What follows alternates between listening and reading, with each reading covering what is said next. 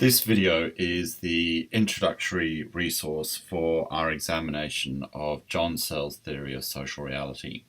And this is part of the content for EDAR605, and in particular, the construction of our first assessment task, which is the examination of a policy document. Two references are used throughout this series of videos. So there's an introductory video, and then 4 videos that specifically look at the thinking and the underpinning concepts of Searle's notion of social reality. But the 2 texts that we're going to be referring to throughout all of these videos are core text 2a, which is Searle's book, The Construction of Social Reality, in particular the chapter called The Building Blocks of Social Reality, and also core text 2b, which is a 47-minute long video of John Searle presenting about language and the making of social reality at Oslo University. When I refer to the written text, I obviously use the page numbers, and when I refer to the video text, I use the timing, so minutes and seconds, to refer to particular moments that you might find useful to watch on that video. So Searle's theory of social reality. Searle is really asking, how is a socially constructed reality possible? And with this question, with this conundrum, what Searle is doing is trying to examine what may be fact or what may be considered to be truth, and how we can understand things as being truth and reality from the perspective of being a human being. So he's not really entering into this argument of there is no such thing as truth, or truth is all around us. What he's trying to do is unpack how we almost take for granted what is around us in terms of fact and knowledge, and he's giving it a structure, he's giving it a framework, which ultimately allows us to, once we're aware of that framework, examine what is around us and describe certain aspects of the world around us. So his concern really is in developing a perspective about how social reality comes to be. So it's not one perspective, it's not the perspective, it is a perspective, and within that is a whole series of interconnected concepts and thoughts about how social reality comes to be. Remembering that a perspective refers to one person's perspective or a group of people's perspectives, and perspectives, I suppose, are given for the people who believe in them, but really what we're doing with the understanding of a perspective is that we're building up our knowledge of different perspectives and how we may use them to critique and further understand what is around us.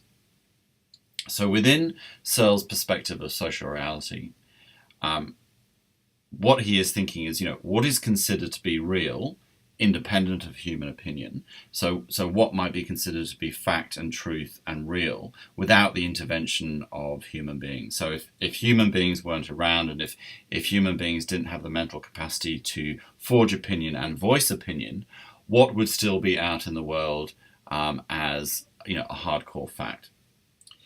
He's also considering what is real dependent on human opinion and collective agreement. So through the very nature of being human beings, where we converse, we talk, we think, we extrapolate, we put forward perspectives and hypotheses. When we do that, and therefore we're forming an opinion, and more often than not we're forming opinions, within a collective agreement. What then becomes fact and what becomes reality? So it may be that there isn't a physical object in front of us, but our thinking and our understanding of something allows there to be a reality, and Searle considered this to be an element of his theory of social reality. In the next video, which is part 1, we're going to examine a number of concepts within Searle's theory. We're going to look at brute fact, what he calls brute fact, versus institutional fact, and this can be found on page 2 of the reading. And with brute fact and institutional fact, this is the idea of a fact that exists without human intervention, and then a fact that exists with human intervention. Searle puts forward two senses, the epistemic and the ontological. And so epistemic is this idea of knowledge, and ontological is what it is to be. Sitting within the epistemic and the ontological is the objective and the subjective. So we'll be looking at this notion of epistemic objectivity and epistemic subjectivity, and ontological objectivity and ontological subjectivity, and what the relationships are between those, and how they interweave with each other, and how we form, or in Searle's theoretical perspective, how we form knowledge and fact, and understanding, and a way of being in our world. In part 2, we'll be looking at some further ideas, and this is going to be Searle's 5 principles, which you can find at the 6-minute 5-second point of the video. So we'll be looking at his principle of the observer relative and the observer independent. We'll be having a look at collective intentionality. We'll be looking at the assignment of function, the creation of status function, and we'll also be looking at a series of language rules. So Searle is very interested in this notion of language and the role that language plays within the development of a social reality, and in particular we'll be looking at his notions of the regulative and the constitutive rule. And you can find that starting at 10 minutes and 50 seconds on Cortex 2B. In part 3, we'll be examining Searle's understanding of attentionality, which is really important for the purposes of using his work as a framework. We'll be looking at speech acts, so the difference between an assertive speech act, a directive speech act, and a declaration. And really declarations are what Searle builds his theory upon. We'll then be looking at human institutional reality, where human beings are able, through opinion and use of the language and use of the voice and use of an utterance, able to actually develop this understanding of, or this notion of, a social reality.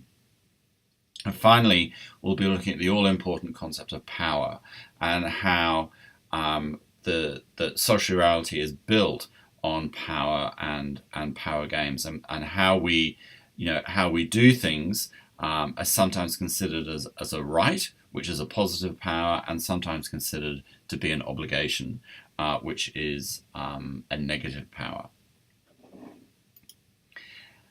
And in part 4, so in the final video of this series, we'll be looking at how to use Searle's social reality as an analytical framework for part 4. So we'll be thinking about this idea of something that is epistemically objective or epistemically subjective, and ontologically objective and ontologically subjective. We'll be going back to this idea of the brute fact and an institutional fact. So the fact that is absolutely hardcore, hard-coded, and cannot be claimed to be anything other than what we're saying it is. And then the institutional fact, which is formed by the society and the culture that we live in, and a huge amount of assumptions are made through institutional fact. And this is where we start to develop our analytical framework, so we can examine the policy that you have selected. But the important thing as you prepare to bring your assessment to some kind of fact, to some kind of formation, is to go through these elements that Searle's identified as being important. So the brute fact, institutional fact, the epistemic and the ontological, objectivity and subjectivity, looking at why is the observer relative position important, what is a collective intentionality, assignment of function, the creation of status functions, and then language rules, and then intentionality, speech acts, human institutional reality, and power. So as you look through the different resources that we've got, try and pick out that language. So all these the elements that are discussed in the subsequent videos, so in part 1, part 2, part 3, and part 4, and begin to see how they form a framework. The subsequent videos will hopefully give you, a better understanding of how that can be used.